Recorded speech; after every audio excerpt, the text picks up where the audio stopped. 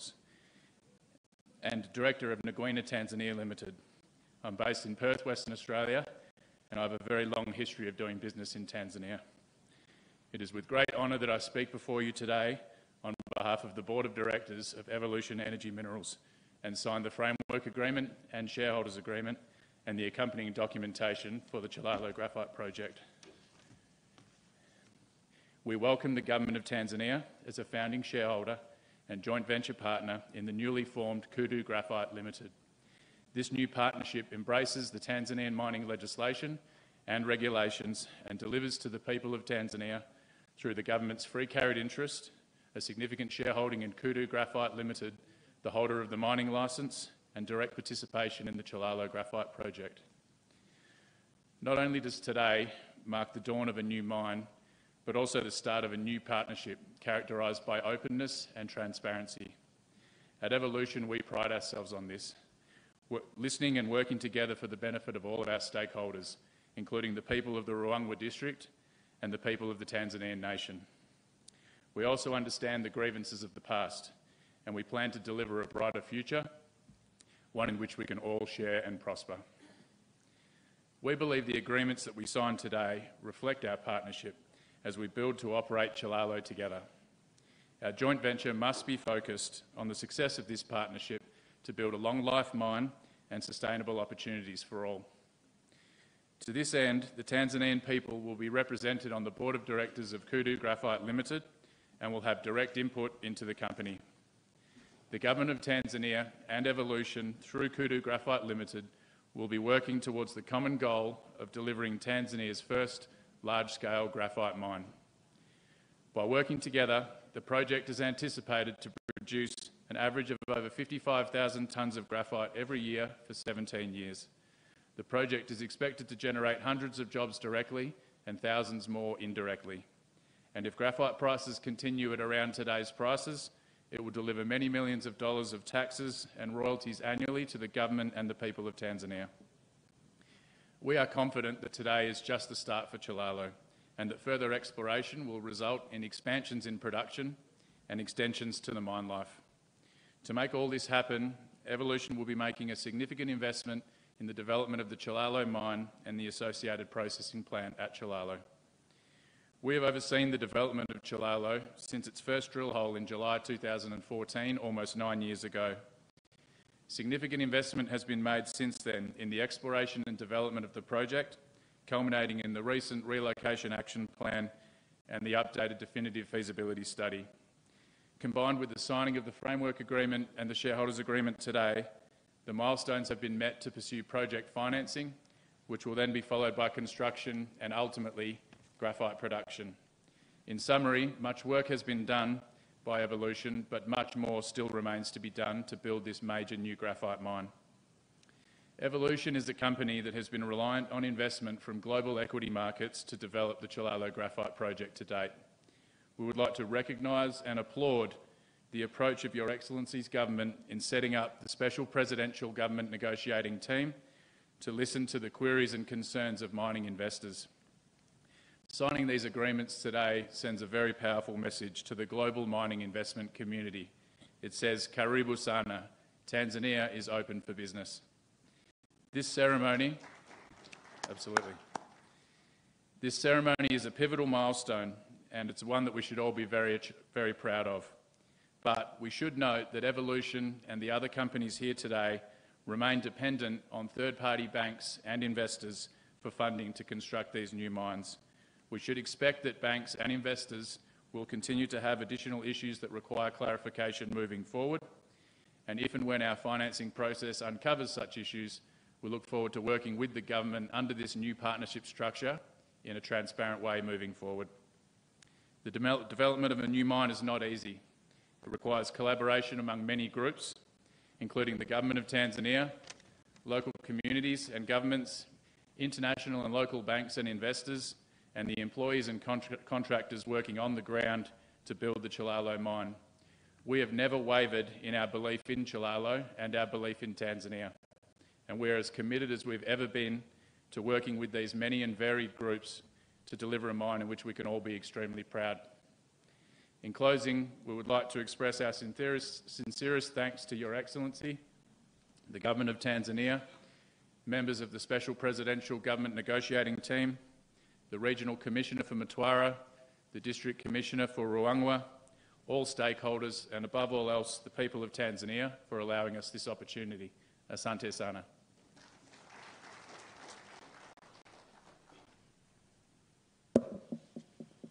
Asante sana, Bwana Phil Hoskins, mkurugenzi huyo wa Evolution Energy Limited. Now I'd like to invite Mr. Andrew Spinks, Managing Director of Ecograph Limited. Karibu sana. Hawa wanashughulika na mradi wa Epanko, Ulanga na Morogoro. Karibu.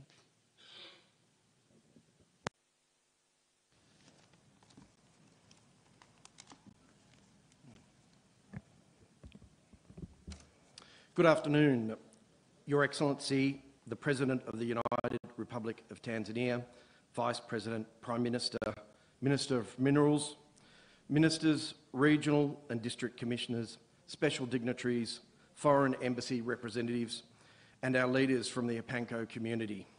Ladies and gentlemen, it is a privilege for our company to be here today. Firstly, we would like to begin by thanking the President of the United Republic of Tanzania, Her Excellency Dr. Samia Suluhu Hassan, the Minister for Minerals, the Honourable Dr. Dotto Biteko, and the Special Presidential Government Negotiating Team, led by Chairman Professor Kabudi.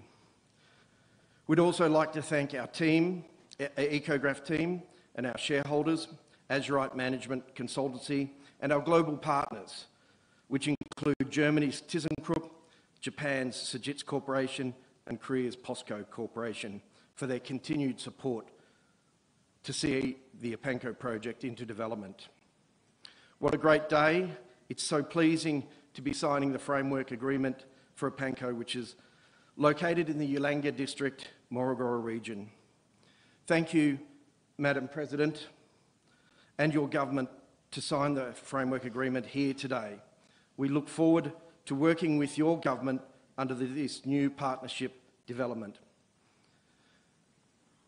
Our company, Ecograph, formerly known as Kabaran Resources, have been working in the Ulanga district for the last 10 years. In mid-2017, we'd completed all the technical work and due diligence for the development of Epanko, meeting the Equator Principle standards to our lenders, which included Germany's KfW IPEX Bank. Epanko is a wonderful graphite project which is forecast to make an intergenerational contribution to the economy, industrial and social development of Tanzania. Epanko has all the geological and favourable characteristics to provide to major global customers a new stable supply, providing their mine-to-market ESG credentials the new age demand requires. Our team has demonstrated Epanko graphite outperforms existing market materials for the lithium-ion batteries, and it's high-quality graphite, which is suitable for a range of other industrial uses. We are pleased to receive the name Duma, Kiswahili for cheetah, as it represents the very favourable rock textures that occur at Epanko and the high-performing graphite it provides. We will commence production at 60,000 tonnes, which is consistent with our development plan in 2017. However, our team plans to significantly expand the production given the expected growth for graphite. Graphite is one of the single most raw material required for the transition to clean energy. We expect to attract further support for the development of our project from the major EV and battery manufacturers. Epanko's development will generate over $3 billion in direct contribution to Tanzania, employ 300 direct employees and over 4,500 indirect employees.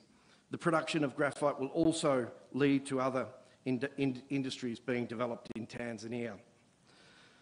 We are thinking big and developing a strategic plan for our second project, the Merelani Arusha project. Merelani is a significant graphite province which has the potential to be a global leading location for future graphite production to further diversify the Tanzanian graphite supply. We are pleased that we have had initial discussions with your government on how to develop Merrilani for the benefit of all key stakeholders. And we look forward to accelerating these discussions with your government. The future is electric. The world is seeking critical battery minerals for the transition to clean energy. Your Excellency, our company congratulates you and your government for attracting the foreign investment at a time when the world is accelerating towards developing new supply chains. In the last month, we've seen the US government outline new policies under their Inflation Reduction Act. We've seen Japan sign trade deals with the US, and Korea legislate the requirement for new raw materials. And I guess the pleasing thing that we see is critical minerals globally recognised as graphite as a critical mineral. We're also excited to see the final details from the EU Green Deal, which will also look at cementing new supply chains. It's a once-in-a-lifetime opportunity to leverage off this new age demand for critical battery minerals for the manufacture of lithium-ion batteries. The batteries are coming, and we encourage your government to support battery recycling, which will play a vital role in the future. Recycling is an important topic in Europe and the US, and although early stage, Ecograph is working with some major customers and expect to play a role in battery recycling. The future is in our hands. There is a need to accelerate as Europe, Asia and the US are positioning to establish their new supply channels. However, there are competing countries to meet this new supply. It's going to take hard work, but signing the agreement is the start we need. Working together with a common goal to unlock this opportunity and promote Tanzania together will drive the desired outcome for all of us. Last month we were in Dar es Salaam celebrating International Women's Day in your support at a special pre-event at the Hyatt Hotel. It was a phenomenal event celebrating Tanzanian women's achievements. I'd especially like to thank Krista Mahingo for organising the event. Madam President, Krista is one of your country's hard-working and high-achieving women. Krista is a fellow director of Dumatans Graphite, a director of her own company, Azurite Management Consultancy, and a star student of Professor Murumra. Your Excellency, if I may, Krista has a small gift to present to you that represents the memory of this inaugural event, and she'll provide it to your assistance after this event. We're extremely grateful to have the RC of Morogoro as the guest of honour. We really appreciated her support for the event and for our Panko project. We would be honoured in the future if Your Excellency consider being a guest of honour in the future. We believe your presence will inspire more women in leadership positions. In closing, we look forward to working together under this new partnership. Twende pamoja haraka moja kwa moja. Thank you.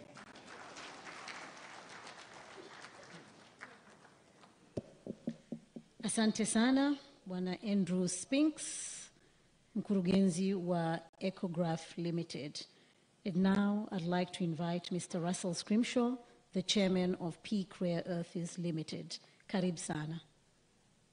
Hawa wanashughulika na mradi wa Nguwala na Songwe.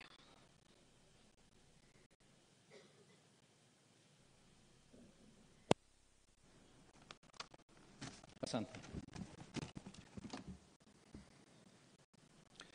Your Excellency, President Dr. Samia Suluhu Hassan, Your Excellency, Vice President Dr. Philip Mpango, Prime Minister, Mr. Kasim Majaliwa, Right Honourable Madam Speaker, Dr. Tulia Axon, Honourable Minister of Minerals, Dr. Doto Biteko, Ministers and Deputy Ministers, all present today, distinguished guests, ladies and gentlemen.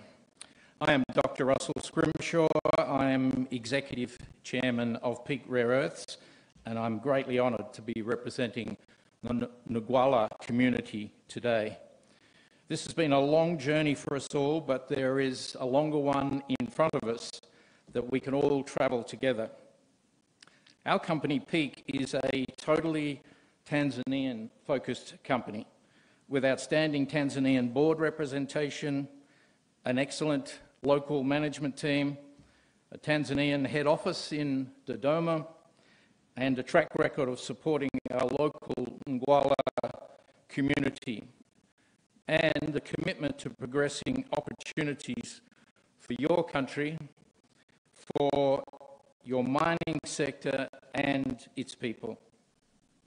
Our values are well captured by the Swahili phrase, kazi wajibu utu, which reflects the themes of work, responsibility, and humanity.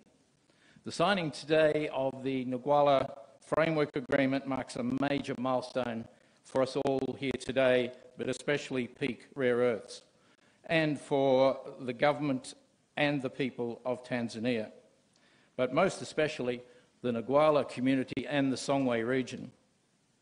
This signals the start of a long-term partnership between Peak and the government in developing a world-class project which will deliver attractive returns to our shareholders, provide long-term and sustainable benefits for the community, and generate a very substantial source of future revenue for the government of Tanzania.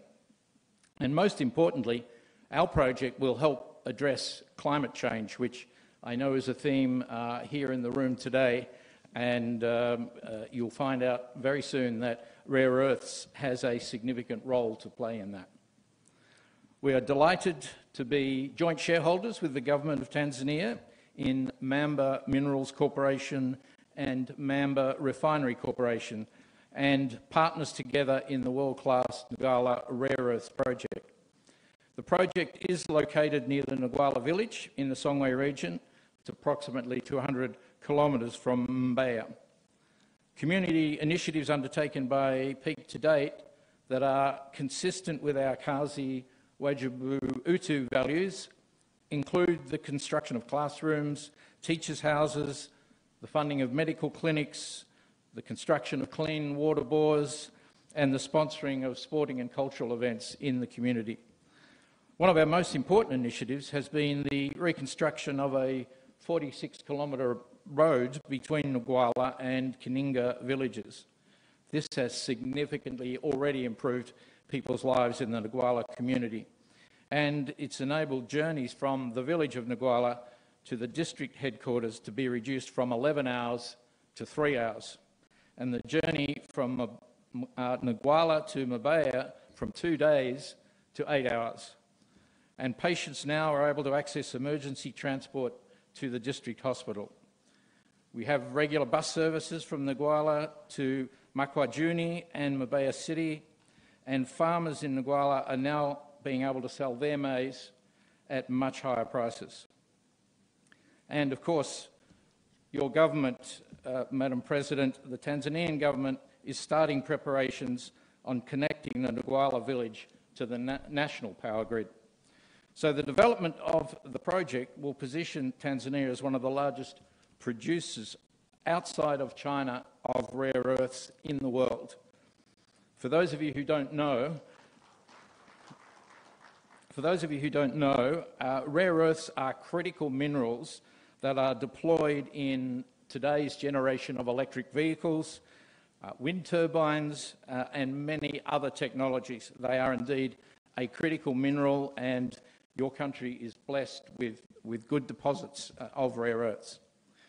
The project we expect, thank you, the project we expect will deliver over 750 billion shillings of direct foreign investment into Tanzania, and will create over 800 direct and 3,000 indirect jobs for Tanzanians during construction, over 200 direct jobs and 1,000 indirect jobs once we are in operations, which we hope will be 2025.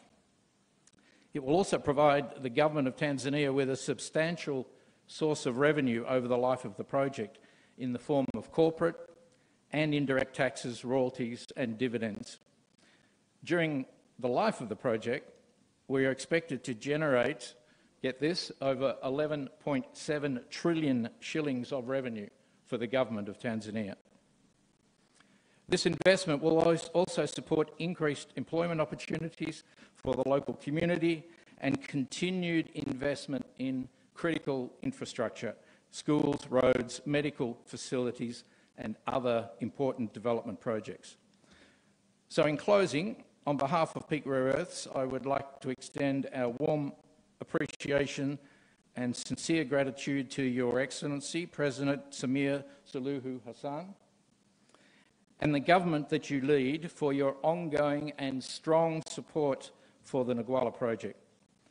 I should also thank members of Your Excellency's Cabinet and their teams, the Honourable Minister for Minerals, the Honourable Deputy Minister for Minerals, the Permanent Secretary for Minerals, the Chairman and all of the other members of the Special Presidential Negotiation Team, Chairman and members of the Mining Commission. I noticed some of them are here today, the Honourable Member of Parliament for the Songwe Province, the Regional Commissioner for the Songwe Region, and the District Commissioners of the Songwe Region, and the many other officials that have taken the trouble to take the very long journey from Songwe across here to Dodoma. Let me finally extend my deep gratitude to the Nagwala community for your strong cooperation and support for our project. I know you'll be celebrating hard tonight once we have signed the agreements, and I acknowledge the tremendous work ethic and commitment of our team and employees. So we look forward to working together in partnership in building a world-class project to support long-term and mutual prosperity for Peak, the community and the nation of Tanzania. And I promise you we will make Tanzania proud. Asanteni sana. Thank you. Asante sana Bwana Russell Scrimshaw, huyo mwenyekiti wa Peak Rare Earths Limited. Na sasa naomba nimkaribishe Profesa Palamagamba Kabudi, mwenyekiti wa timu maalum ya Serikali ya Majadiliano, yani SPGNT, kwa taarifa ya mradi. Karibu sana Profesa.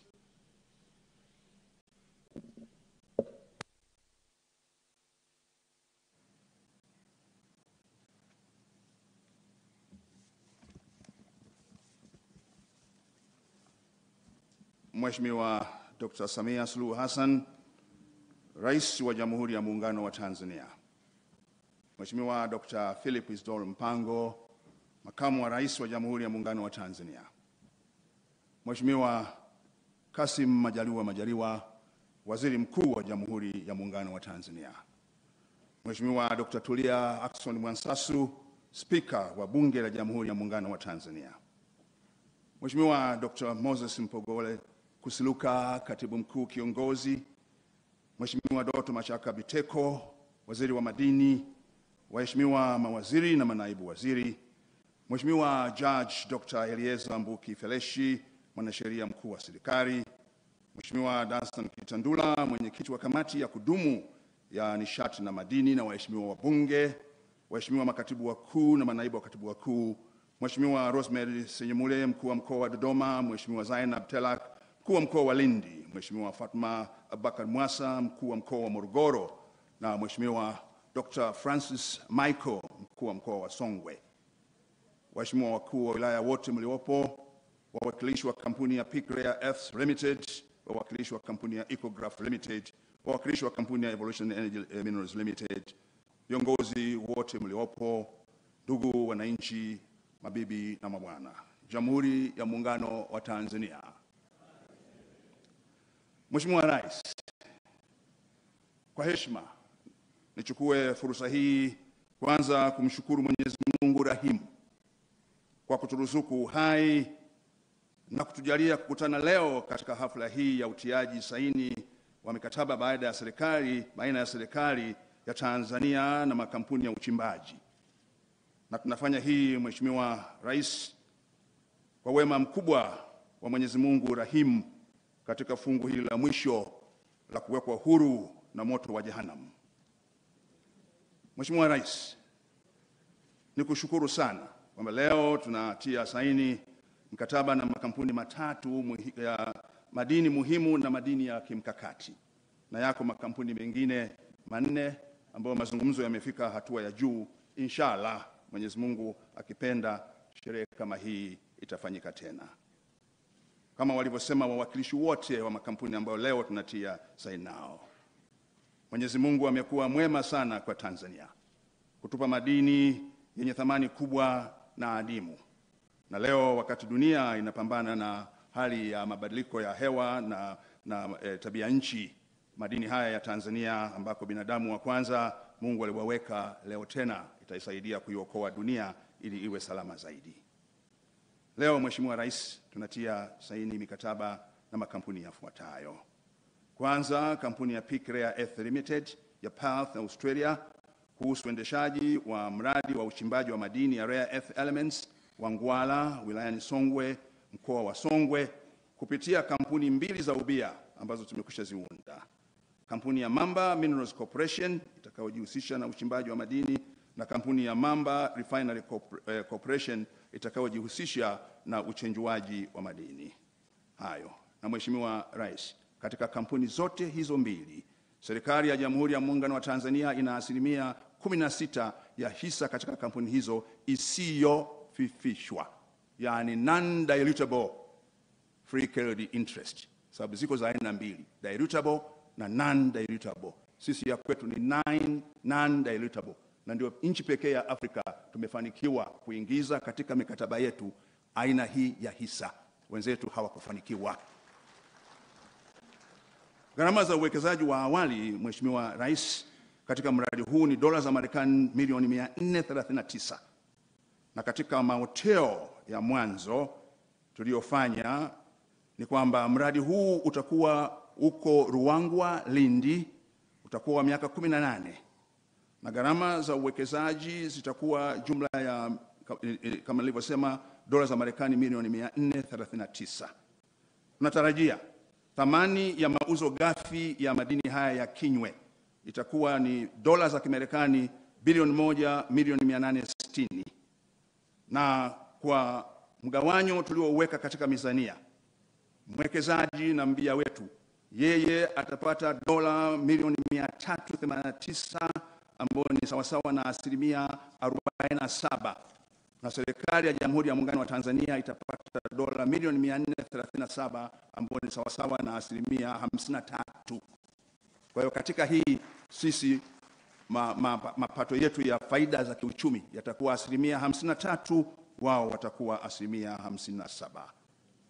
Kampuni ya pili, Mheshimiwa Rais, ambayo tunatia nao saini leo ni Evolution Energy Minerals Limited, pia ya Perth, Australia, kuhusu mradi wa uchimbaji wa madini ya kinywe graphite huko Chilalo, wilayani Ruangwa, mkoa wa Lindi, kupitia kampuni ya ubia ya Kudu Graphite, mnyama kudu, na maana mnyama kudu. Serikali itakuwa na umiliki wa asilimia 16 ya hisa katika kampuni hiyo ya ubia, wakati mwekezaji atakuwa na nafasi ya asilimia 84. Gharama za uwekezaji wa awali katika mradi huu ni dola za Marekani milioni 100. Na taarifa za awali za maoteo za mradi huu wa Chilalo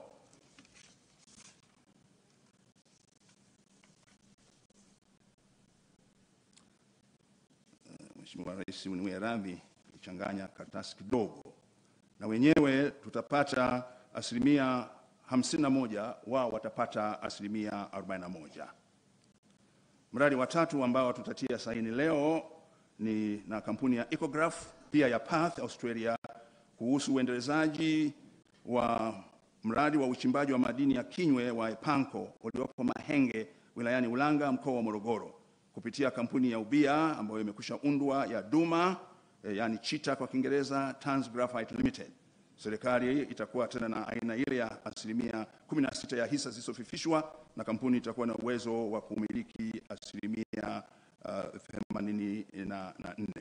Na gharama ya uwekezaji katika kampuni hii ni dola za Marekani milioni 127 na milioni na laki 7.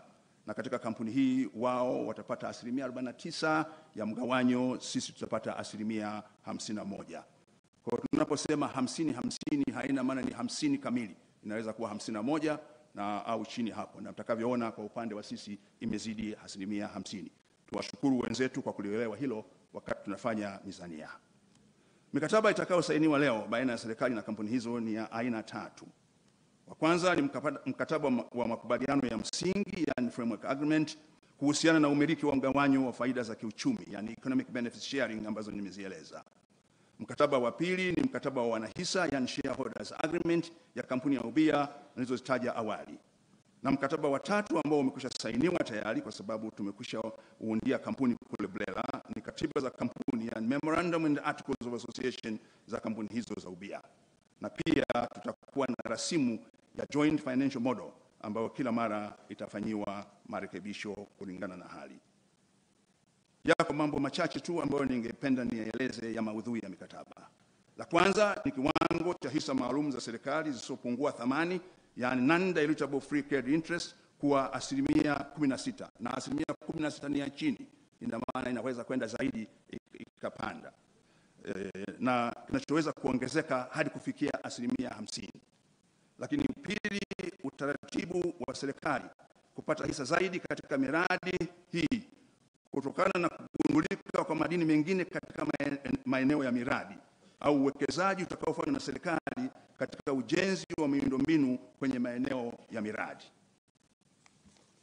Jingine, Mheshimiwa Rais, ambalo ningependa kulieleza, ambalo nalo ni muhimu tulielewe, ni kwamba tumeweka utaratibu wa kuhakikisha kwamba Watanzania wanashiriki katika nafasi za juu za uongozi wa kampuni ya ubia na taratibu za uteuzi wao, yani Chief Executive Officer, Chief Operating Officer, Chief Financial Officer, Chief Human Resources Officer na Chief Procurement Officer. Katika hao Tanzania itawakilishwa serikali. Pia ushiriki wa serikali katika uendeshaji wa mradi kupitia maamuzi ya bodi. Kuhusiana na kampuni ya Mamba Refinery Corporation Limited, mkataba umeainisha utaratibu wa ujenzi wa kiwanda cha uchenjuaji na uongezaji thamani, yani beneficiation refinery, katika mradi wa Ngwara wa rare earth elements. Mheshimiwa Rais, timu ya majadiliano kwa namna ya pekee naomba kukushukuru kwa nafasi uliotupa mimi na wenzangu katika timu hii kufanya kazi hii. Na kwa kipekee kabisa kwenye tukio hili linalohusu kampuni hizi 3 nilizozitaja awali, kama ilivyokuwa katika majadiliano mengine, hayakuwa rahisi na imekuwa kama mbio za marathon ambazo katika awamu ya mwisho unahitaji pumzi zaidi ili uweze kufika kwenye kamba ya ushindi.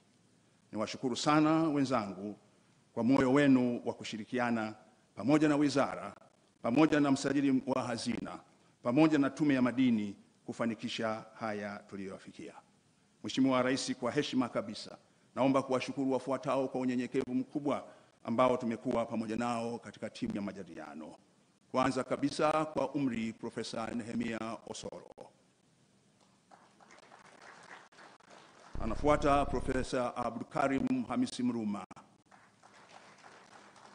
Anafuata Profesa Florence Dominic Andrew Makinyika Luoga. Na mwingine hayupo hapa ni Bwana Adolf Ndunguru ambaye leo yuko bungeni kwa sababu ya bajeti ya TAMISEMI. Katika timu ya wataalamu nimshukuru sana pia Bwana Loyo Leanga kutoka hazina. Nimshukuru Bwana Andrew Mwangakala, yeye amekuwa anahangaika na mikataba kuikamilisha na kuhakikisha kila kitu kimerekebishwa atakuja.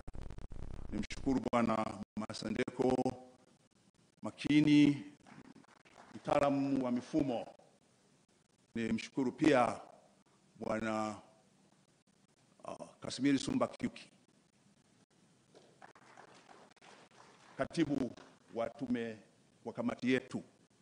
Nimshukuru mwisho katika kundi hili Injinia Salum Ali kwa kazi kubwa ambayo ametusaidia na nadhani inafahamika. Mheshimiwa Rais, nimalize kwa kukushukuru tena wewe binafsi kwa yote, lakini nitakuwa mtovu wa fadhila sipomshukuru kwa dhati kabisa Waziri wa Madini Dr. Biteko. Nikushukuru sana kwa uungwana wako. Nikushukuru sana kwa ukarimu wako. Nikushukuru sana kwa uvumilivu wako. Mungu na akubariki sana. Pia nimshukuru sana Katibu Mkuu Kiongozi Dr. Kusiluka. Nakushukuru sana Katibu Mkuu Kiongozi. Umetusaidia kukwamua mambo makubwa mawili ambayo kwa muda yalikuwa yamekwama. Na kupitia kwako nimshukuru sana Katibu Mkuu wa Wizara ya Fedha na Mipango Dr. Natu Elimamli Mwamba, ambayo itatusaidia Mheshimiwa Rais kumaliza yale tuliyomaliza nao, lakini sasa kutupa mwelekeo mzuri wa kwenda mbele. Nikushukuru sana Mwanasheria Mkuu wa Serikali Dr. Fereshi. Tumeshirikiana na wewe na watu wako na msaidizi wako Deputy Attorney General mpaka leo saa 11:40 alfajiri. Shukuru sana sana sana. Nimekuwa mtu wa msaada. Mheshimiwa Rais, nimekuwa mwanasiasa, si mwanasheria tena, na wategemea zaidi wao katika sheria. Nikumshukuru sana Katibu Mkuu Madini Bwana Heri Mahimbali. Your dynamism and the constructive engagement itatusaidia kuweka mambo mengine vizuri zaidi. Kushukuru sana Msajili wa Hazina. Mazungumzo yetu Arusha, mazungumzo yetu juzi na jana yametuweka mahali pazuri ambapo naamini Mheshimiwa Rais katika contract management itatusaidia sana. Na nakushukuru sana kwa input hiyo ambayo itatusaidia katika contract management. Niwashukuru pia wenzetu wote wa Peak Rare Earth Limited, Ecograph Limited, Evolution Energy Minerals Limited kwa ushirikiano mkubwa na uvumilivu waliotuonesha katika majadiliano haya. Hayakuwa mepesi, lakini hatimaye tumefanikiwa, na hilo ndio kubwa zaidi. Na katika kundi hili nimtaje kwa aina ya pekee sana binti wa Kitanzania, mwanafunzi wa Profesa Mruma, Krista Muhingo. Krista Muhingo. Mheshimiwa Rais, we are proud of her. Amefanya kazi ya kutusaidia sana. Na naomba niishie hapo nisiseme zaidi, lakini mzalendo kwetu. Kwa mara nyingine tena Mheshimiwa Rais, na kuomba kukushukuru sana. Heshima uliotupa mimi, Profesa Mruma, Profesa Nehemia Osoro na Profesa Luoga, ambao tuko adhuhuri na jioni, si ndogo, ni kubwa sana. Tunakushukuru sana.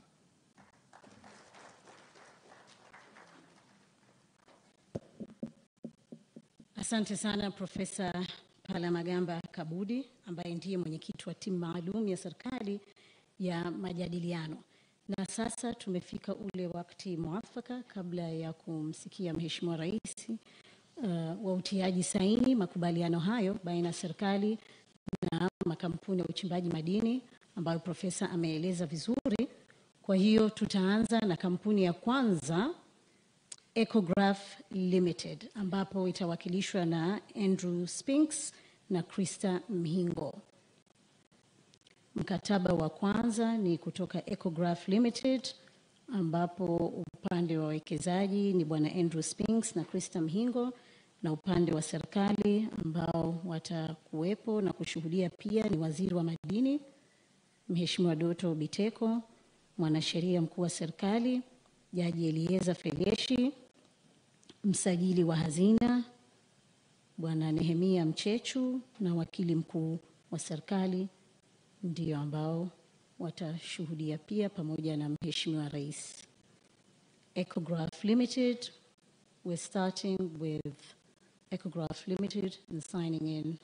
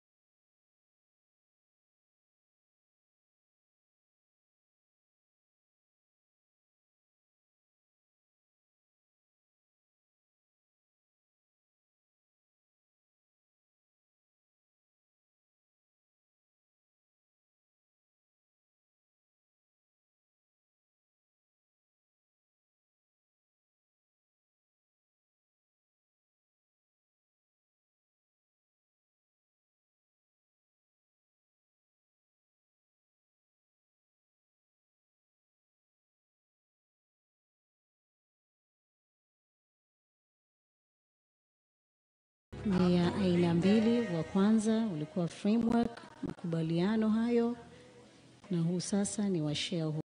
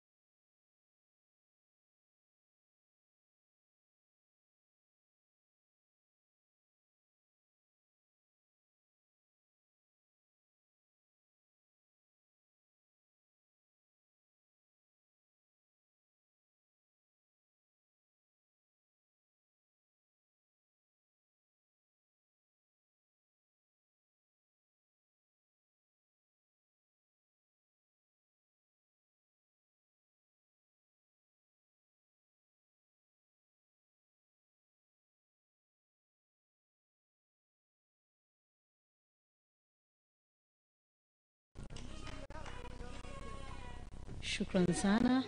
Naomba sasa waje Evolution Energy Minerals, ambapo kwa upande wa wekezaji atakuja Bwana Philip Hoskins, Michael Bognwa na Heaven Light Kavishe. Upande wa serikali, Waziri wa Madini, Mheshimiwa Dr. Biteko, Mwanasheria Mkuu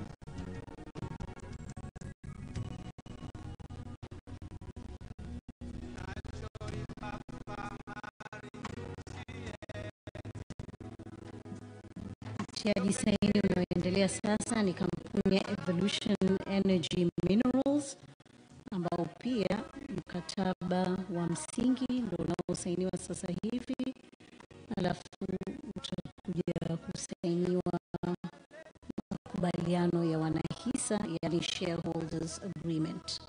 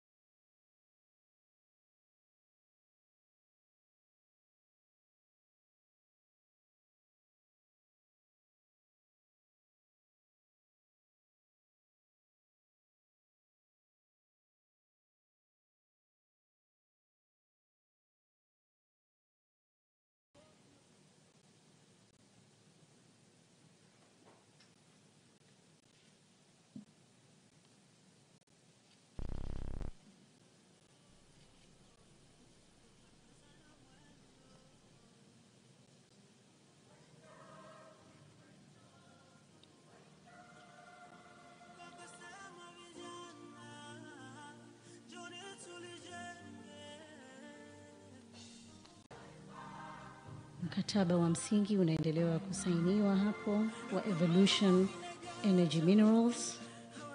Kwa upande wa wekezaji kwa Bwana Philip Hoskins, Heavenlight na Michael Bergno.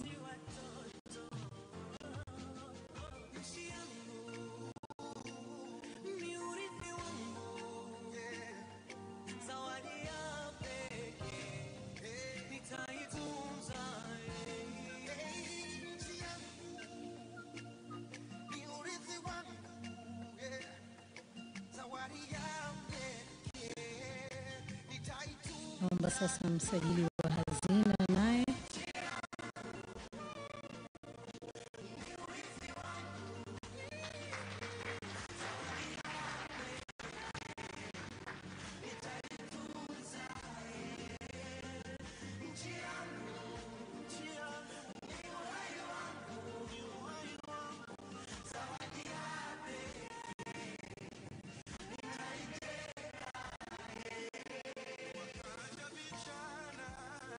Sasa ni makubaliano ya wanahisa, yani shareholders agreement, kati ya kampuni hiyo hiyo Evolution Energy Minerals. Msajili wa hazina Bwana Nehemia Mchechu na naibu wakili mkuu wa serikali wanawakilisha upande wa serikali ya Tanzania.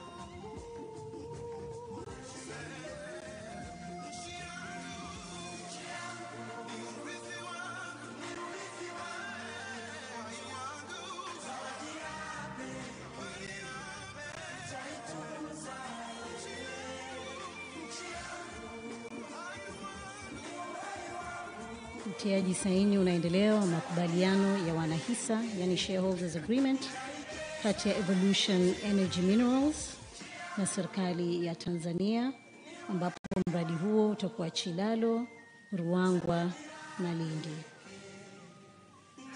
Upande wa wekezaji yuko Bwana Philip Hoskins, Michael Berg,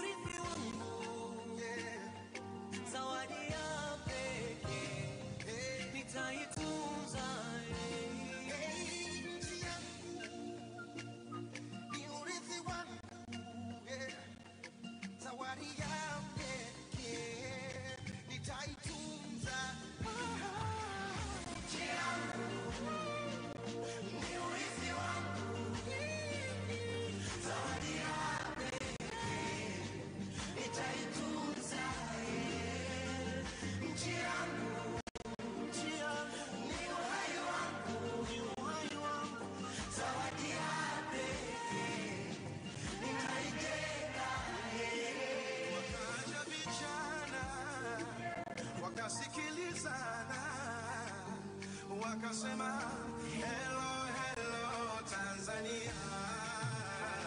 Maundumu wa damu, tusibadili mwenendo, tulinde tudumishe Tanzania. Kwa machozi na jasho, tukaze na mwendo, tuiwaze kesho ya ndugu zetu wadogo.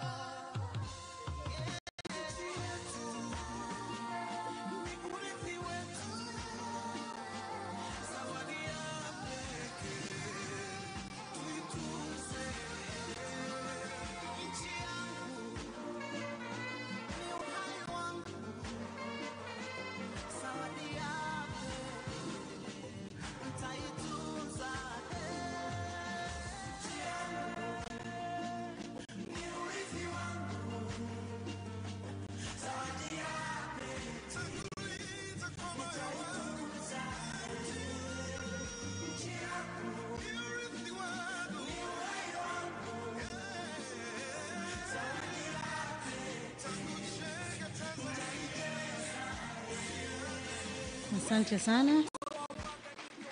Evolution Energy Minerals na serikali ya Tanzania wametia saini hizo mkataba wa msingi na makubaliano ya wanahisa.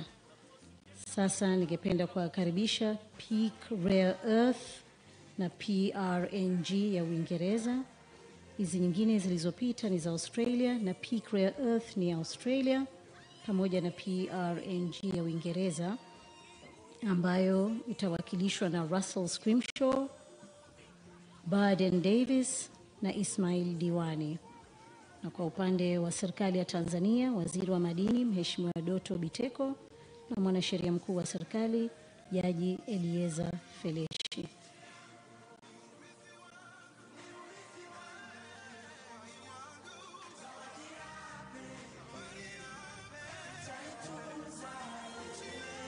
Nao pia wanatia saini mkataba wa msingi kwanza, halafu makubaliano ya wanahisa. Mradi huo ni wa Nguwala pamoja na Songwe.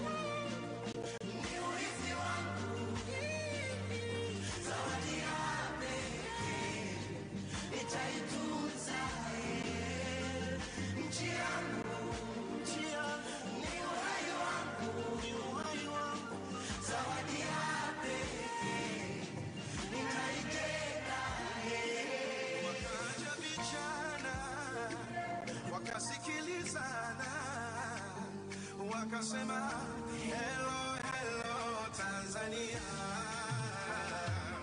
ndugu wa damu, tusibadili mwenendo, tulinde tudumishe Tanzania.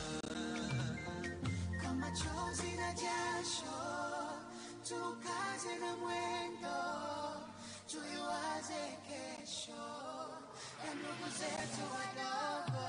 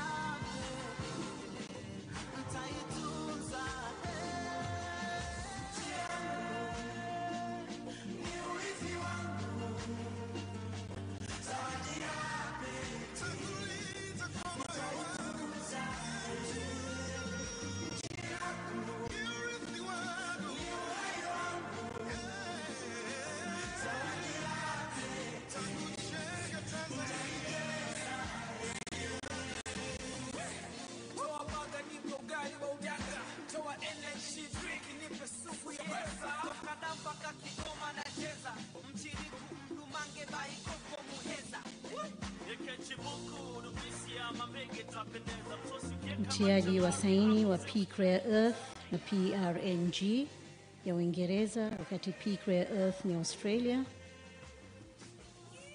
Kwa sasa ni mkataba wa msingi, yani framework.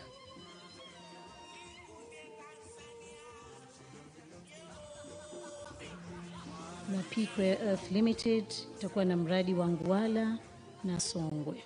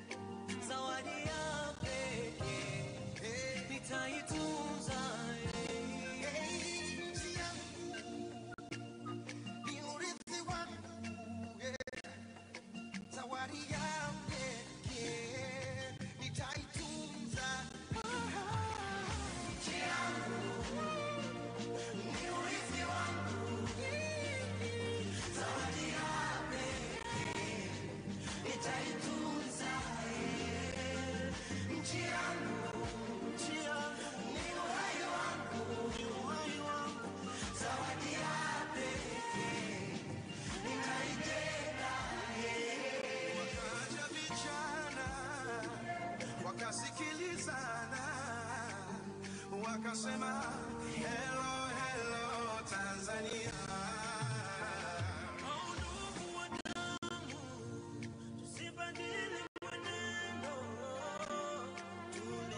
Utiaji saini unaendelea. Peak Rare Earth kutoka Perth, Australia, pamoja na PRNG ya Uingereza na serikali ya Tanzania wametia saini mkataba wa msingi, yani framework agreement.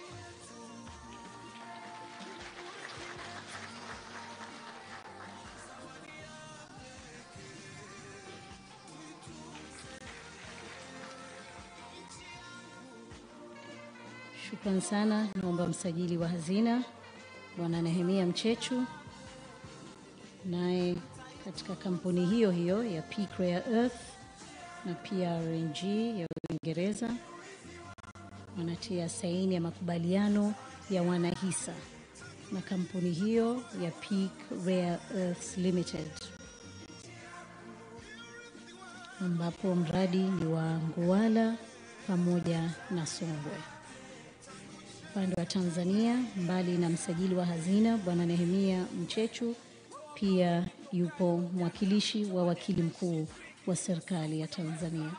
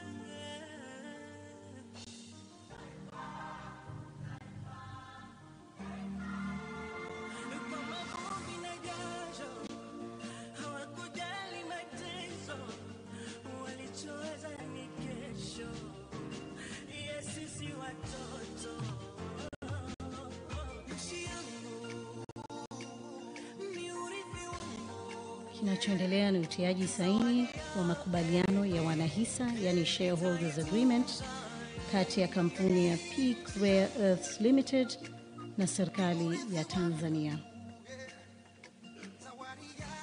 Waliowakilisha kwa upande wa wekezaji ni Russell Scrimshaw, Bardin Davis na Ismail Diwani. Upande wa serikali ya Tanzania ni msajili wa hazina Nehemia Mchechu pamoja na mwakilishi kutoka mwakilishi wa wakili mkuu wa serikali.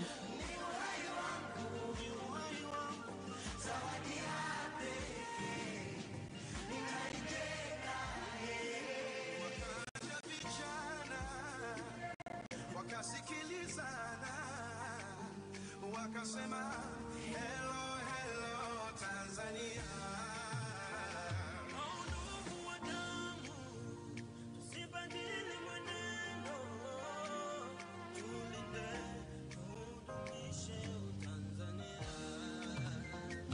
Machozi na jasho, tukaze na mwendo, tuiwaze kesho ya ndugu zetu wadogo. Urithi wetu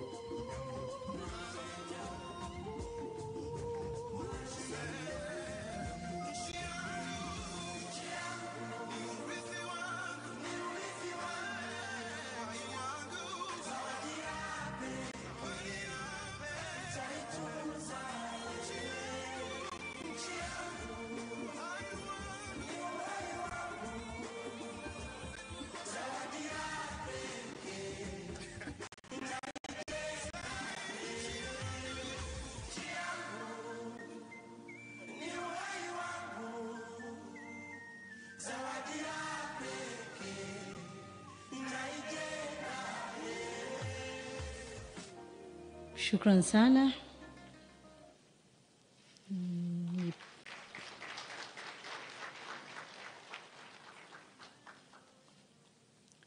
Asante sana. Mkataba wa mwisho huo kwa leo ndio umesainiwa hapo. Hao walikuwa ni Peak Rare Earth kutoka Australia na PRNG kutoka Uingereza, ambapo mradi huo ni wa Nguala na Songwe upande wa serikali ya Tanzania. Ulitiwa saini na msajili wa hazina Bwana Nehemia Mchechu na mwakilishi kutoka ofisi ya wakili mkuu wa serikali. Na upande wao wawekezaji alikuwepo Russell Scrimshaw, Badin Davis na Ismail Diwani. Na kabla basi ya kumkaribisha waziri wa madini, tuna tukio moja dogo la mwisho ambalo ni makabidhiano ya cheti cha hisa. Naomba tafadhali nikurejeshe msajili wa hazina Bwana Nehemia Mchechu ili kufanya makabidhiano ya cheti cha hisa ya makampuni matatu. La kwanza ni Kudu Graphite Limited, ambao huu ni mradi wa graphite Chilalo. Naomba hapo mbele kabidhiwe cheti cha hisa. Kudu Graphite Limited wakimkabidhi msajili wa hazina. Oh, sorry, I was speaking in Swahili. Yes, Kudu Graphite Limited, please. So that's Mr. Phil Hoskins, Managing Director of Evolution Energy Minerals Limited.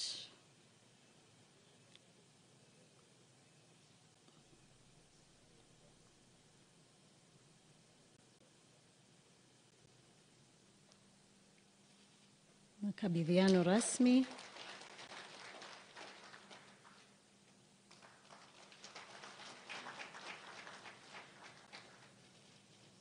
Asante sana. Thank you very much, Mr. Hoskins. Next, Mr. Andrew Spinks, Managing Director of Ecograph Limited. Naye hivyo hivyo wakikabidhiana cheti cha hisa za Duma Transgraphite Limited. Huu ni mradi wa graphite Epanco. Pande wa Tanzania huyo ni msajili wa hazina Bwana Nehemia Mchechu wakikabidhiana.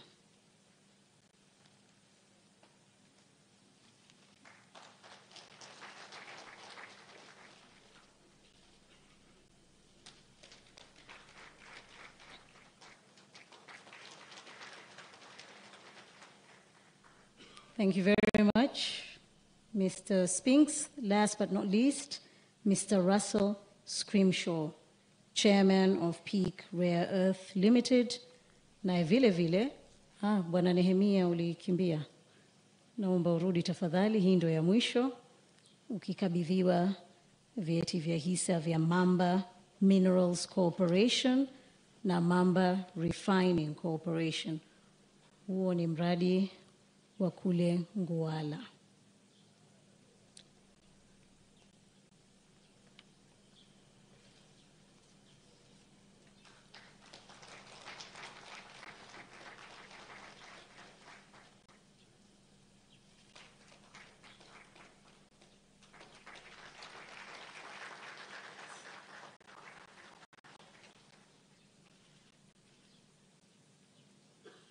Naam. Hapo msiondoke, don't leave please. We have one more with Mr. Russell Scrimshaw.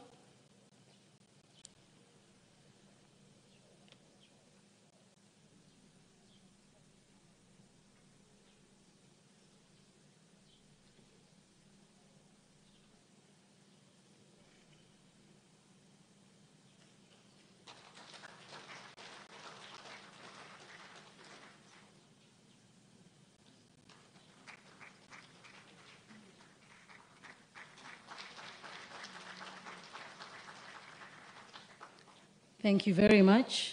Hapo wamekabidhiana vyeti vya hisa vya Mamba Minerals Corporation na vile vile Mamba Refining Corporation. Asante sana, nashukuru kwa hatua hiyo. Basi tukiendelea na ratiba yetu, naomba sasa nimkaribishe Waziri wa Madini, Mheshimiwa Doto Biteko, ili nawe uweze kumwalika Mheshimiwa Rais. Karibu sana.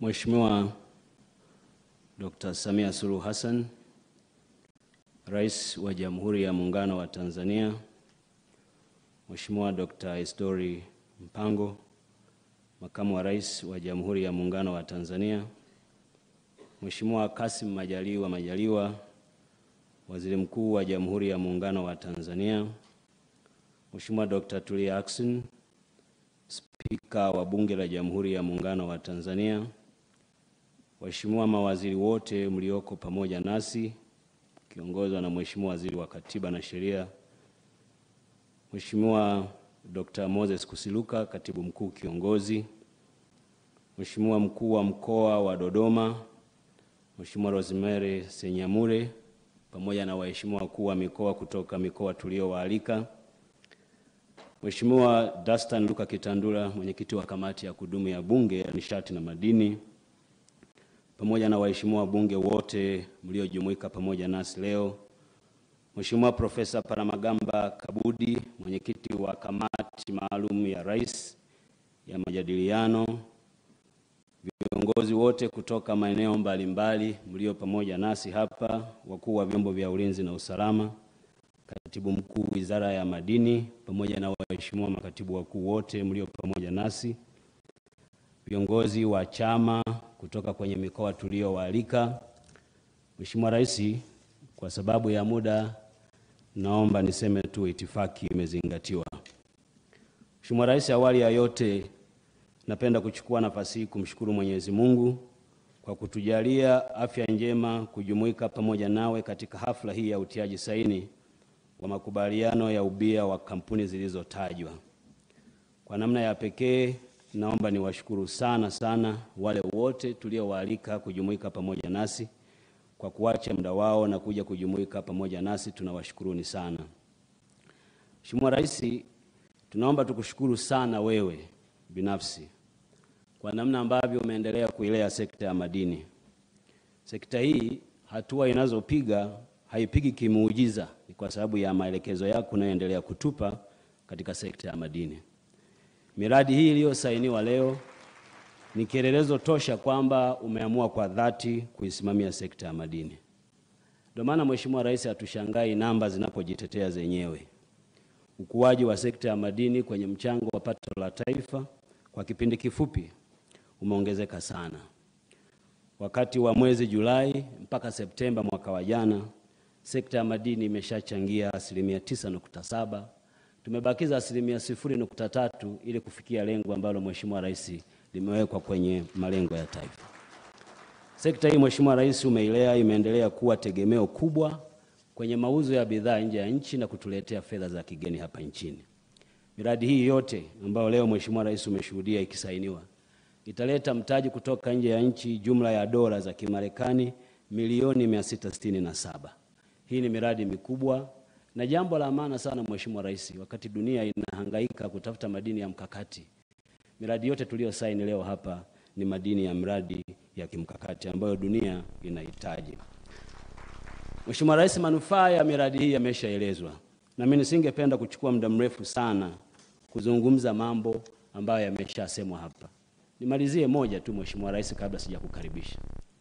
Katika sekta hii ya madini Mheshimiwa Rais, pamoja na kwamba unavutia uwekezaji mkubwa kutoka nje ya nchi, hujawaacha wachimbaji wadogo. Umewapa msukumo mkubwa sana. Na Mheshimiwa Rais, kama nilivyosema hapo mwanzo, wakati unaingia madarakani, wachimbaji wadogo walikuwa wanachangia 20% peke yake kwenye mauzo yote ya madini nchini. Na kwa hiyo huko nyuma wachimbaji wadogo walikuwa wanahesabika kama watu ambao hawachangii. Leo Mheshimiwa Rais, tulivyofanya study ya mwisho, wachimbaji wadogo katika mauzo yote ya madini hapa nchini wamechangia 40%. Ukuaji huu si wa bahati mbaya, ni kwa sababu ya msukumo ambao umeendelea kuutoa kwenye sekta hii ya madini. Kwa niaba ya Watanzania wote walio kwenye sekta ya madini, tunakushukuru sana Mheshimiwa Rais, na sisi tulio Wizara ya Madini tunakuahidi makubaliano haya tuliyoyaingia leo tutayasimamia kwa kikamilifu, ili yale ambayo nakusudia tokee kwenye nchi yetu yaweze kutokea bila matatizo yoyote. Mheshimiwa Rais, tutakapokuja tena kusaini mikataba mingine, tunaamini tutakuja na habari nyingine ya kukueleza habari ya ukuaji wa sekta ya madini, mchango wa sekta ya madini kwenye uchumi wa nchi. Lakini lile lengo ambalo umepewa wewe na ilani ya Chama cha Mapinduzi la kutafuta ajira milioni 8 kwa Watanzania, sekta hii itakuwa ni moja ya kigezo ya sekta kitakayochangia ajira hizi kwa Watanzania. Mwisho ni kukaribisha sasa Mheshimiwa Rais, Watanzania pamoja na watu wote walioko hapa wana kiu ya kusikiliza wewe, ili tuweze kupata nasaha zako. Mheshimiwa Rais, karibu sana.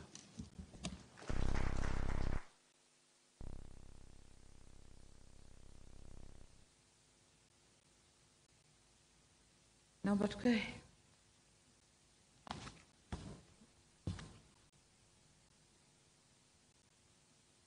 Mheshimiwa Dr. Isidore Mpango, Makamu wa Rais wa Jamhuri ya Muungano wa Tanzania, Mheshimiwa Kassim Majaliwa, Waziri Mkuu wa Jamhuri ya Muungano wa Tanzania, Dr. Tulia Ackson, Spika wa Bunge la Jamhuri ya Muungano wa Tanzania, Mheshimiwa Doto Biteko, Waziri wa Madini, Mheshimiwa mawaziri mliopo na manaibu mawaziri, Mheshimiwa Danstan Kitandula, Mwenyekiti wa Kamati ya Bunge ya Kudumu ya Nishati na Madini, na wajumbe wa kamati na wabunge wote mliopo, Dr. Moses Kusiluka, Katibu Mkuu Kiongozi, ndugu makatibu wakuu mliopo, kiongozwa na Katibu Mkuu wa sekta yenye shughuli leo, ndugu yetu Heri Maimbali, Profesa Palamagamba Kabudi, Mwenyekiti wa kamati, na wanakamati wote mliopo nasi,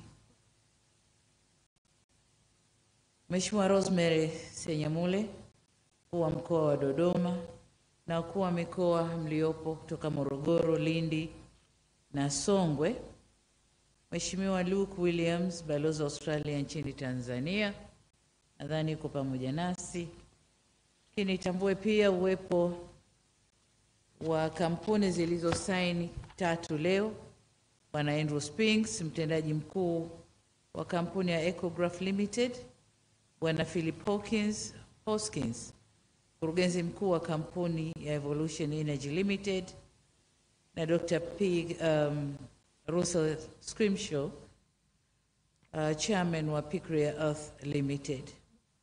Viongozi wengine wote wa serikali na taasisi mliopo, viongozi wa vyama vya siasa, naona mashati ya kijani hapa, najua chama tawala kipo, kama wapo wasimame. Asanteni kwa kushuhudia kazi hii, kushuhudia utekelezaji wa ilani ya uchaguzi.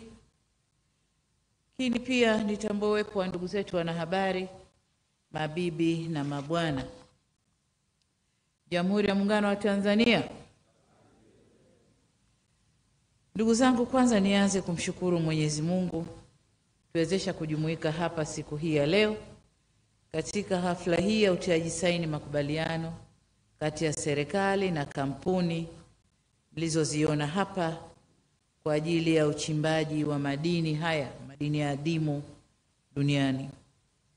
Nawashukuru pia Wizara ya Madini kwa kunikaribisha kushuhudia uwekeaji saini wa mikataba husika. Lakini nawashukuru pia na kuwapongeza wote waliofanikisha makubaliano haya na wote walioweza kuja kujumuika nasi leo kushuhudia tukio hili kubwa kwa nchi yetu. Waheshimiwa viongozi, ndugu wananchi, kama mnavyofahamu, nchi yetu imebarikiwa madini ya aina mbalimbali kama vile graphite au kinywe na mengine ya kipekee kwa uadimu na yaliyo nadra kupatikana, na ndio maana yakapewa jina la rare earth elements. Lakini pia tunayo madini ya chuma, dhahabu, nickel, fedha, shaba, tanzanite, ruby, sapphire, almasi, chokaa, chumvi, jasi, urani, makaa ya mawe na mengi tunayo Tanzania. Madini haya yanapatikana katika maeneo mbalimbali ya nchi kulingana na ukanda wa kijiolojia uliopo katika maeneo hayo. Kuna maeneo ambayo zamani kwa tunaamini ni maeneo maskini sana, hayana rutuba, hayana vyanzo vingine vya fedha. Kumbe Mungu ameficha mali huko chini, mali ambayo sasa tumejua kwamba ni mali, na maeneo yale sasa yanakwenda kunyanyuka. Mikoa ya Lindi na Morogoro ipo katika ukanda wa madini kinywe, na mkoa wa Songwe upo katika ukanda wenye madini adimu. Ndio maana miradi hii ipo Chilalo wilayani Lindi, Epanko wilayani Ulanga na Ngwala wilayani Songwe. Utafiti wa madini ya kinywe na madini adimu ulianza tangu mwaka wa 2000 kupitia kampuni mbalimbali. Nimearifiwa kwa kutokana na utafiti huo hadi sasa kuna kiasi cha mashapo kama ifuatavyo: tani milioni 67 zenye wastani wa 5.4% ya madini ya kinywe yaliyogundulika katika eneo la kijiji cha Chilalo, ambayo yatachimbwa kwa muda wa miaka zaidi ya 18. Tani milioni 63 zenye wastani wa 7.6% ya madini ya kinywe yamegundulika katika eneo la kijiji cha Epanko, ambayo yatachimbwa kwa muda wa zaidi ya miaka 18 hivyo. Tani milioni 18.5 zenye 4.8% ya madini ya adimu yamegundulika katika kijiji cha Ngwala, Songwe, ambayo yatachimbwa kwa zaidi ya miaka 20. Madini haya ya kinywe na madini adimu yamo katika orodha ya madini ambayo kwa sasa yanajulikana kama madini muhimu ya kimkakati duniani, yani critical and strategic minerals. Hii ni kwa sababu yanahitajika sana katika teknolojia mpya za kukabiliana na mabadiliko ya tabia nchi, ambapo hutumika kutengenezea betri za magari ya umeme, vifaa vya kielektroniki na mitambo mbalimbali. Tanzania tumejaliwa kuwa na madini hayo muhimu sana na ya kimkakati kwa maendeleo ya dunia katika karne hii. Tuseme alhamdulillah. Na hiyo imeifanya nchi yetu kuangaliwa au kutamaniwa na wawekezaji wakubwa duniani. Hivi karibuni wakati wa ziara Mheshimiwa Kamala Harris, makamu wa rais wa Marekani, tulizungumzia pia umuhimu wa madini haya na tulizungumza mradi wa nikeli wa kule Kabanga pamoja na kiwanda cha usafishaji madini kitachojengwa Kahama. Sasa ni madini haya ambayo yanakuza jina la Tanzania duniani, na hata nchi zenye nguvu duniani sasa zinaangalia Tanzania. Katika siku zote au katika siku zijazo, nchi yetu itakuwa kitovu cha uzalishaji na usafishaji wa madini haya, na hivyo kuweza kuvutia uwekezaji mahiri. Vile vile kwa kutumia nafasi yetu kijiografia, ambapo tumezungukwa na nchi 8 ambazo baadhi yao hizo nchi zina madini kama haya yaliyopo kwetu. Kwa hiyo fursa hiyo itatufanya Tanzania kuzidi kutunufaisha, hasa kwa kuwa tutakuwa na viwanda vya kuchakata madini hayo hapa, lakini pia tuna njia za kuaminika za kusafirisha madini hayo. Kwa hizo ni fursa pia ambazo zitatufaidisha Tanzania. Sasa fursa hizi au jaala hii tuliopewa na Mungu tusichukulie kwa wepesi, bali itupe umakini mkubwa katika kuchagua nani wa kushirikiana naye katika kuvuna rasilimali hizo tulizobarikiwa na Mungu na tunazozawadiwa na mama yetu Tanzania kwa maslahi mapana ya taifa letu.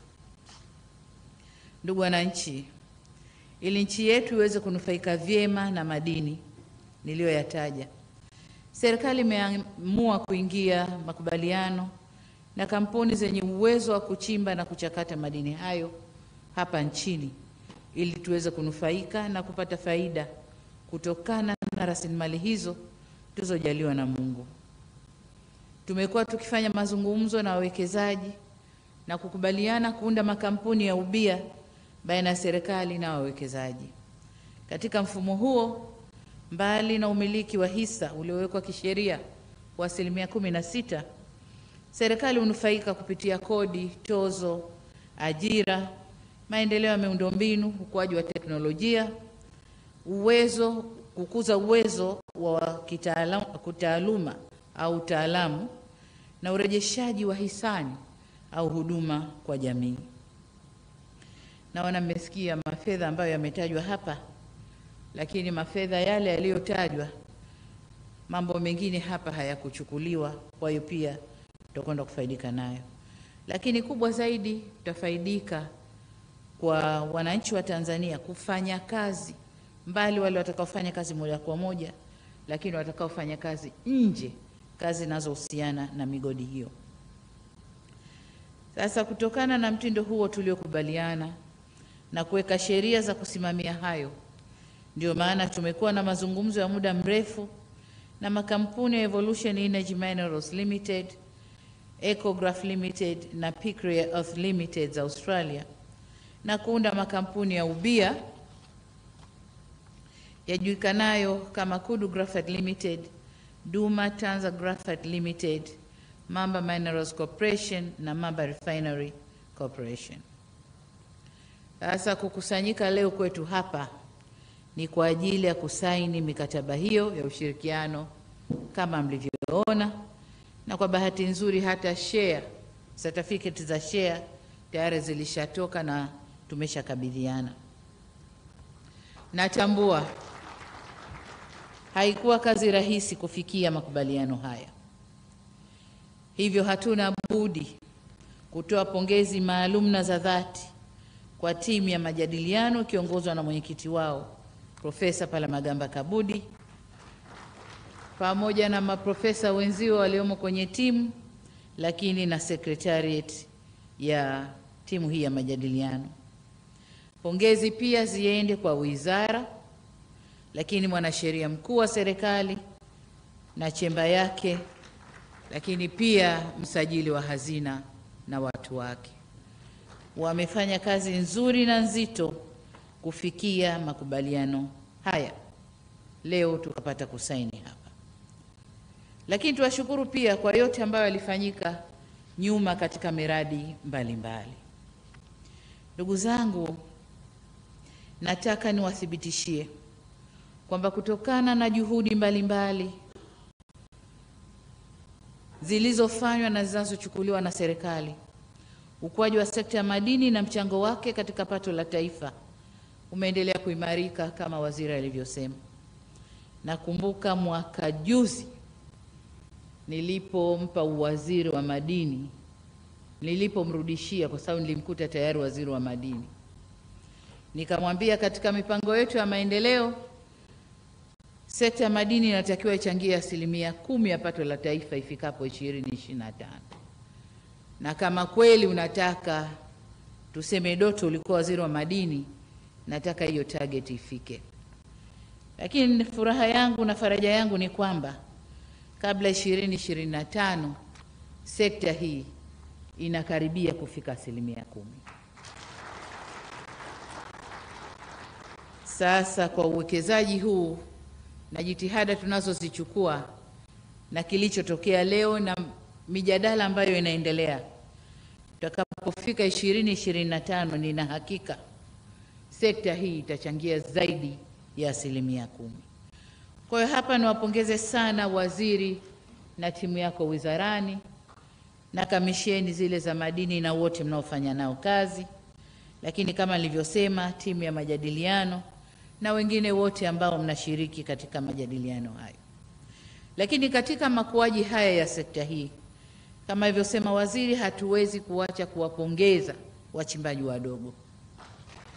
Wachimbaji wadogo na wenyewe tulipoanza nao walikuwa inshambo, wakaanza awamu ya 5 tukaanza kuwaorganize, tukaanza mikutano nao, tukazungumza nao. Tumezungumza nao mpaka kiasi ambacho sasa mchango wao kwenye pato la taifa unaonekana. Mchango wao kwenye sekta hii unaonekana. Niwaombe sana wachimbaji wadogo, sasa ule utoroshaji, hebu tuwe wazalendo zaidi. Tuna viwanda ndani vya kuchakata madini, na viwanda hivi vinalalamika havina malighafi ya kutosha. Kwa hiyo niombe sana waziri, wachimbaji wadogo, tujidhatiti kulinda madini yetu ili viwanda hivi viende vikapate malighafi ya kutosha. Lakini katika hatua za kuinyanyua sekta ya wachimbaji wadogo, mnakumbuka wote tulisaini mikataba ya kupeleka nishati katika maeneo ya wachimbaji wadogo, umeme. Na hii itawafanya wachimbaji wadogo wachimbe zaidi kwa kitaalamu na kwa teknolojia mpya na kuongeza mchango wao katika sekta hii. Hivyo basi ni matarajio yangu kwamba kwa mwenendo huu ambao tunajitahidi kuboresha mazingira ya uwekezaji nchini, sekta ya madini itazidi kukua na kuongeza mchango wake katika pato la taifa. Ni matarajio yangu pia kuwa kama nilivyosema, ifikapo mwaka huo 2025 sekta hii itatimiza lile lengo tulilowekewa kwenye dira ya maendeleo ya Tanzania ya 2025 ya mwaka 2025 ya kwamba sekta hii ichangie kwa 10% hiyo iliyowekwa, lakini faraja kwamba itapita hapo. Jengine ninalotaka nilisisitize ni kwamba miradi hii mitatu ni miradi mikubwa, na kama nilivyosema lazima ilete manufaa kwa taifa. Kwa hiyo Watanzania tujipange katika ile sera yetu ya local content au uwekezaji wa ndani, kwenda kufanya kazi, kutoa huduma katika miradi hii. Kutatakiwa chakula aina mbalimbali, kutatakiwa huduma za mafuta, kutatakiwa huduma mbalimbali zitakazotumika katika miradi hiyo. Watanzania tuwe tayari kwenda kutoa huduma. Lakini wito wangu pia kwa kina mama wenzangu na hata kina baba wanaopenda kufanya kazi ya kupika, kwenda kulisha migodi hii. Kwa wale wafanyakazi watakao kuwa wanafanya kazi katika migodi hii, kuna fursa kubwa kulisha chakula, kuuza maji, kuuza soda, mambo kadhaa. Tutumie fursa hiyo. Na hapa nataka niseme na ndugu yangu Kassim Majaliwa, Lindi Kuchere. Lindi Kuchere tunaanza na miradi hii na LNG iko njiani inakuja. Sasa kaseme nao ndugu zetu kilugha kule wakuelewe, wajipange kwenda kutoa huduma katika maeneo hayo. Lindi sasa sio mkoa mnyonge, lakini ni mkoa tajiri. Hongereni sana. Kwa viongozi na wamiliki wa miradi nao, niwaombe sana washirikishe taasisi za serikali zilizomo kwenye maeneo yao, lakini pia wananchi kupitia viongozi wao. Wale ndio wenyeji wenu, wale ndio watafanya migodi ibaki salama. Kwa hiyo nendeni kashughulike nao vizuri, na msisahau kurudisha hisani kwao wanapotaka shule, wanapotaka vituo vya afya, wanapotaka njia. Angalieni jinsi nitakavyoweza kurudisha hisani kwao.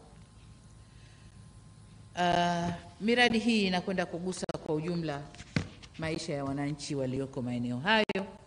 Kwani waombe wakuu wa mikoa, wakuu wa wilaya na viongozi mlioko huko kusimamia vyema, kuhudumia miradi hii vyema, ili miradi hii iweze kutekelezwa bila kuchelewa na iweze kutekelezwa vyema, taifa letu lifaidike. Kabla sikumaliza, nilipokea hapa ombi kutoka kwa ndugu yetu Andrew wa Ecograph Limited kwamba angependa niwe mgeni rasmi katika shughuli nadhani ya wanawake wachimbaji wa madini watakapofanya tena mwakani. Ombi limekubaliwa.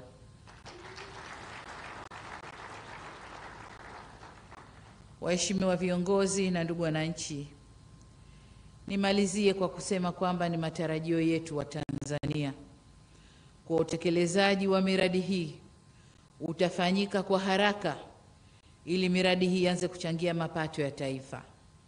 Tuna mtindo, ndugu zangu wawekezaji, tunachukua miradi na kwenda kuweka deposit zetu kwenye stock exchange, tuna generate fedha kwanza, alafu ndio turudi kuwekeza bila kujali kwamba huu ni uhujumu uchumi kwa nchi yetu. Ni matumaini yetu kwamba haya hayatotokea, na kama mlivyosema kwenye hotuba zenu kwamba mko tayari sasa kuanza kazi. Nataka nikoti hapa. Andrew alisema twende pamoja, moja kwa moja. Kwa hiyo twende pamoja, moja kwa moja bila kupoteza muda. Lakini Rais naye alisema kazi kwetu ni wajibu na ni utu. Kwa hiyo twendeni tukafanye kazi, tutimize wajibu wetu na tujue tunaofanya kazi nao ni watu na lazima utu uwepo. Lengo letu ni kufanikisha miradi hii ndani ya muda uliokubalika na ikiwezekana chini ya hapo, ili nchi ianze kupata mapema zaidi. Wanasema biashara ni asubuhi, si ndio? Kwa hiyo kila tukifanya haraka tunapata kwa haraka zaidi. Mwisho kabisa, nawatakia utekelezaji mwema wa makubaliano haya. Asanteni sana, na Jamhuri ya Muungano wa Tanzania. Asanteni sana.